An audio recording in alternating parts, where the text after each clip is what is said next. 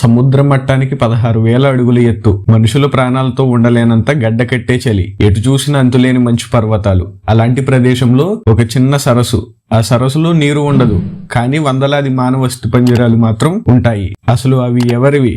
వీరంతా అక్కడ ఎలా చనిపోయారు? హత్యకు గురయ్యారా, లేక ఏదైనా శాపానికి బలయ్యారా? 8 దశాబ్దాలుగా ప్రపంచంలోని గొప్ప శాస్త్రవేత్తలకు సైతం నిద్రపోనివ్వకుండా చేస్తున్న అతిపెద్ద మిస్టరీ రూప్ అస్థిపంజరాల సరస్సు. భారతదేశంలోని ఉత్తరాఖండ్ రాష్ట్రం దేవభూమిగా పేరుగాంచిన ఈ ప్రదేశంలో ఎన్నో అద్భుతాలు, మరెన్నో రహస్యాలు దాగి ఉన్నాయి. ఇక్కడ హిమాలయాల్లోని త్రిశూల్ పర్వత శ్రేణుల్లో సముద్ర మట్టానికి సుమారు 16,470 అడుగులు, 5,029 మీటర్ల ఎత్తులో ఉంది రూప్కుండ్ సరస్సు.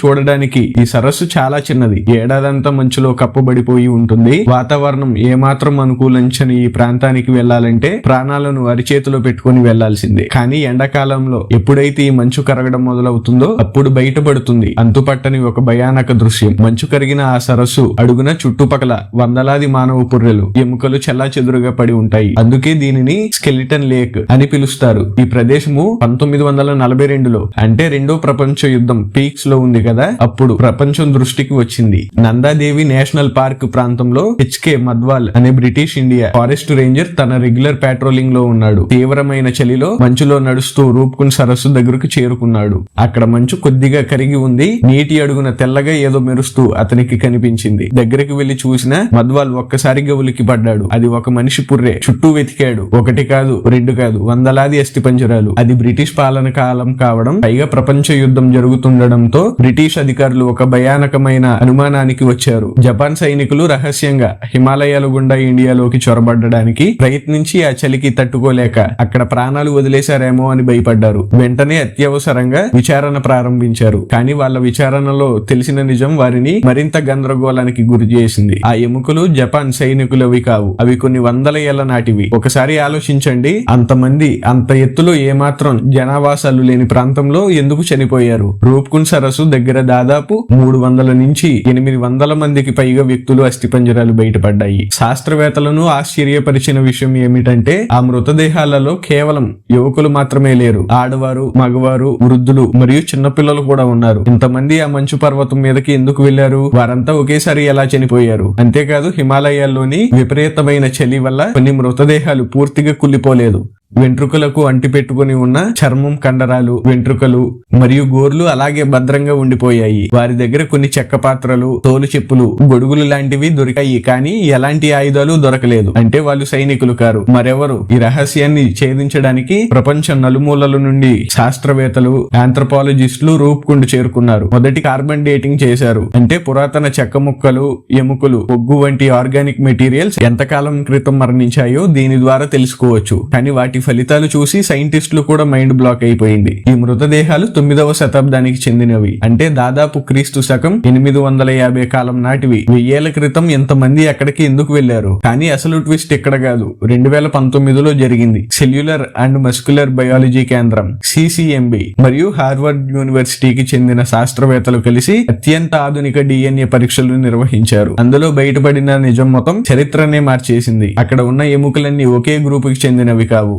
ప్రధానంగా 3 వేరువేరు నమూనాలకు చెందిన ప్రజలు అక్కడ చనిపోయారు. గ్రూప్ 1 భారతదేశానికి చెందిన వారు, గ్రూప్ 2 ఈస్టర్న్ మెడిటేరియన్ ప్రాంతానికి చెందిన వారు, అంటే నేటి గ్రీస్ లేదా క్రీట్ ప్రాంతం. కానీ విచిత్రం ఏమిటంటే ఈ గ్రీస్ ప్రాంతానికి చెందిన వారు 9వ శతాబ్దంలో చనిపోలేదు. వారు 19వ శతాబ్దంలో సుమారు 1800 కాలంలో చనిపోయారు. అంటే 1000 ఏళ్ల గ్యాప్ లో 2 వేరువేరు గ్రూపులు ఒకే చోట ఒకే సరస్సు దగ్గర ఎలా చనిపోయారు? గ్రీసు దేశస్థులకు భారతీయ హిమాలయాల్లో ఏం పని? ఈ ప్రశ్నలు మిస్టరీని మరింత కాంప్లికేట్ చేశాయి.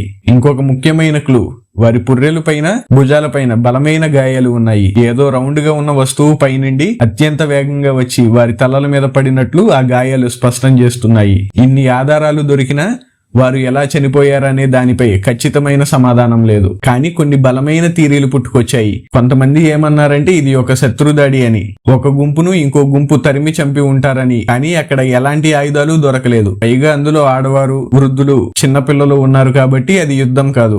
ఒక గుంపు ఏదైనా యాత్రకు వెళ్ళినప్పుడు ఒక భయంకరమైన అంటువ్యాధి సోకి అక్కడే అందరూ కుప్పకూలి చనిపోయి ఉంటారని ఇంకో థియరీ. కానీ DNA టెస్టుల్లో వాళ్ళ శరీరంలో ఎలాంటి బ్యాక్టీరియా లేదా వైరస్ ఆనమాళ్లు అసలు దొరకనే లేదు. కాబట్టి ఇది కూడా అబద్ధమే. స్థానిక చరిత్ర ప్రకారం కనౌజ్ రాజు కింగ్ జస్డ్వల్ తన గర్భవతి అయిన భార్య బలాంప పండితులు ఇంకా డాన్సర్స్ తో కలిసి నందాదేవి రాజ్ జాత్ యాత్రకు బయలుదేరాడు. ఆ యాత్రలోనే వారు ప్రకృతి ప్రకోపానికి బలయ్యారని చరిత్రకారులు నమ్ముతున్నారు. ఇన్ని థీరీల్లో సైంటిస్టులు ఎక్కువగా నమ్మేది సడన్ హెయిల్ స్ట్రోమ్ థియరీ. శాస్త్రవేత్తలు పుర్రెలపై ఉన్న గాయాలను లోతుగా అధ్యయనం చేసినప్పుడు వారికి ఒక విషయం అర్థమైంది. ఆ గాయాలు కత్తులతో లేదా ఆయుధాలతో చేసినవి కావు. ఆకాశం నుండి అత్యంత వేగంగా పడిన వస్తువుల వల్ల జరిగినవి. ఆ వస్తువులు మరేంటో కాదు, క్రికెట్ బాల్ సైజులో ఉన్న భారీ వడగళ్ళు. ఆ గ్రూప్ అంతా రూప్కుండ్ సరస్సు దగ్గర రెస్ట్ తీసుకుంటున్నారు. చుట్టూ దాక్కోవడానికి ఒక్క చెట్టు కూడా లేదు. అంత ఓపెన్ ఏరియా. సడన్ గా ఆకాశం నల్లబడింది. ఊహించని విధంగా ఉరుములు మెరుపులు.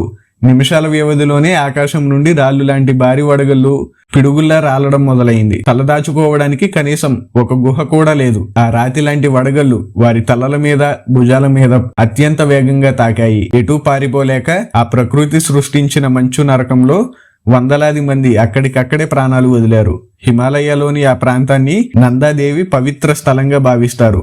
స్థానికులు ప్రతి 12 ఏళ్లకు ఒకసారి నందాదేవి రాజ్ జాత్ యాత్ర జరుగుతుంది. పురాణాల ప్రకారం రాజ్ జాస్వాల్ ఈ పవిత్రమైన భూమి మీదకు డాన్సర్స్ ను తీసుకువచ్చి మందు తాగుతూ విలాసాలు చేసి ఆ దేవతను అవమానించాడు. ఆ ఆగ్రహంతో నందాదేవి వారిపై ఇనుప వడగళ్లపు వానను ఆ ప్రాంత జానపద గీతాలు చెబుతాయి.